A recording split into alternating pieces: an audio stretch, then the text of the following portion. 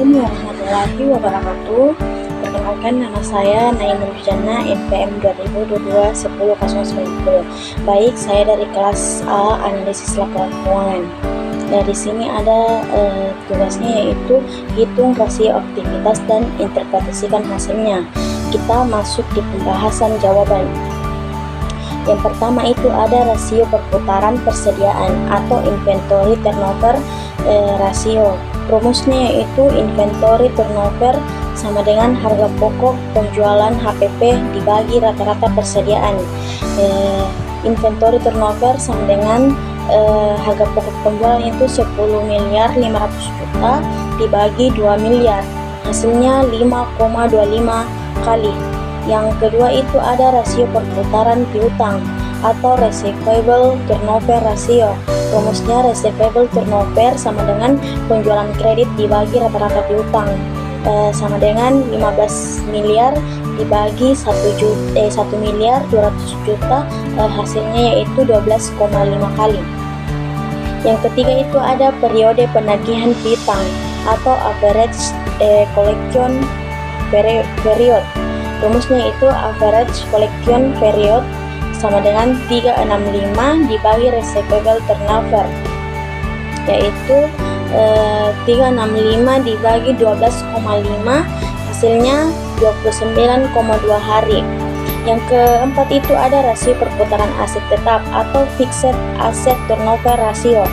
Rumusnya yaitu fixed asset turnover sama dengan penjualan dibagi aset tetap bersih sama dengan 15 miliar dibagi 5 miliar sama dengan 3 kali.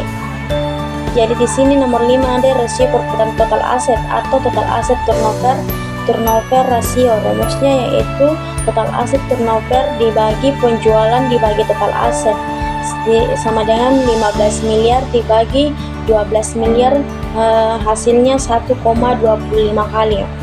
Nah, di sini nomor 6 ada rasio perputaran utang atau variable turnover ratio.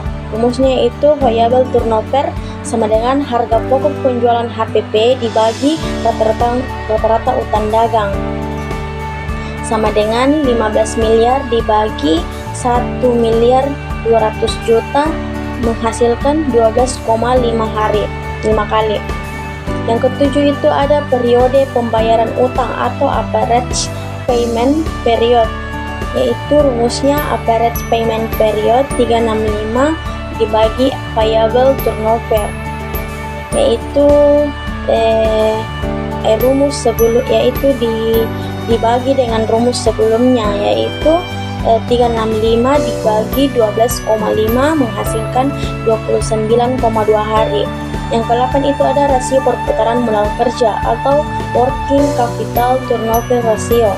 Rumusnya itu working capital turnover sama dengan penjualan itu dibagi modal kerja, sehingga modal kerja 15 miliar dibagi 1.800.000.000 sehingga mendapatkan 8,33 kali.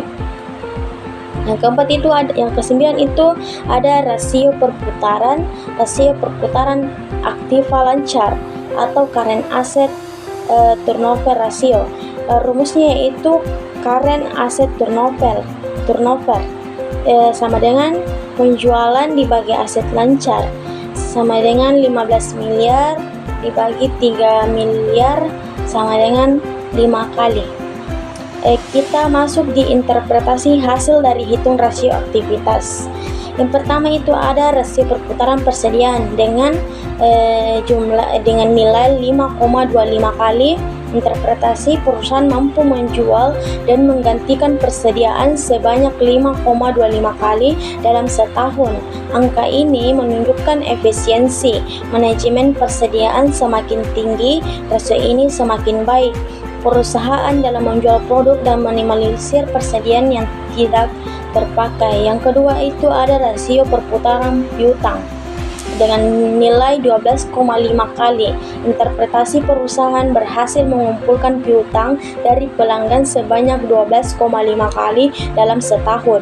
Ini menunjukkan efisiensi dalam proses penagihan piutang dan bahwa pelanggan membayar lebih cepat. Rasio ini di atas 10 kali menandakan bahwa perusahaan memiliki kebijakan kredit yang baik.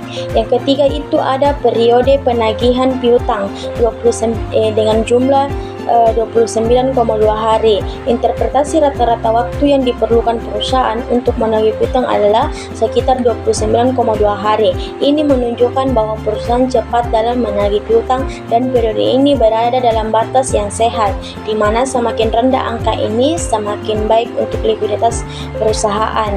Rasio yang keempat itu ada rasio perputaran aset tetap, yaitu senilai 3 kali. Interpretasi dengan rasio 3 kali, perusahaan menghasilkan pendapatan 3 kali dari nilai aset tetap yang dimiliki. Hal ini menunjukkan efektivitas penggunaan aset seperti mesin dan gedung dalam mendukung pendapatan. Yang kelima itu ada rasio perputaran total aset dengan nilai 1,25 kali. Interpretasi perusahaan menghasilkan pendapatan sebesar 1,25 kali dari total aset yang dimiliki. Meskipun tidak terlalu tinggi, angka ini menunjukkan bahwa perusahaan menggunakan asetnya dengan cukup efisien untuk menghasilkan pendapatan. Idealnya perusahaan ini meningkatkan angka ini untuk menunjukkan peningkatan efisiensi. Yang keenam itu ada rasio perputaran modal kerja yang dengan nilai 12,5 kali. Interpretasi dengan rasio 12,5 kali, perusahaan mampu menghasilkan pendapatan 12,5 kali dari modal kerja yang dimiliki. Ini menunjukkan bahwa perusahaan sangat efisien dalam menggunakan modal kerjanya untuk menghasilkan penjualan. Yang ketujuh itu ada rasio perputaran utang dengan nilai 29,2 hari. Interpretasi mengukur rata-rata jumlah hari yang diperlukan perusahaan untuk melunasi utang dagang. Semakin pendek periode ini, maka semakin baik manajemen kas perusahaan. Rasio ini menunjukkan bahwa proporsi utang terhadap total aset. Idealnya perusahaan ingin menjaga angka ini di bawah 50% untuk memastikan tidak terlalu tergantung pada utang. Yang kedelapan itu ada rasio perputaran kas dengan nilai 8,33 kali. Interpretasi perusahaan dapat menghasilkan pendapatan sebesar 8,33 kali dari kas yang dimiliki. Ini menunjukkan bahwa perusahaan sangat efisien dalam menggunakan kas untuk mendukung aktivitas penjualan. Tingginya angka ini juga menunjukkan bahwa perusahaan memiliki pengelolaan kas yang baik. Yang terakhir itu rasio perputaran aset lancar dengan nilai 5 kali. Interpretasi perusahaan menghasilkan pendapatan 5 kali dari total aset lancar. Ini menunjukkan bahwa efektivitas penggunaan aset lancar seperti kas, piutang, dan persediaan dalam menghasilkan penjualan. Angka ini mencerminkan pengelolaan yang baik dalam hal likuiditas. Baiklah, itu tadi jawaban saya dan hasil interpretasi dari jawaban saya. Kurang dan lebihnya mohon dimaafkan. Jika ada kekurangan atau salah pengucapan saya mohon dimaafkan. Wabillahi taufiq wal hidayah. Wassalamualaikum warahmatullahi wabarakatuh. Sekian dan terima kasih.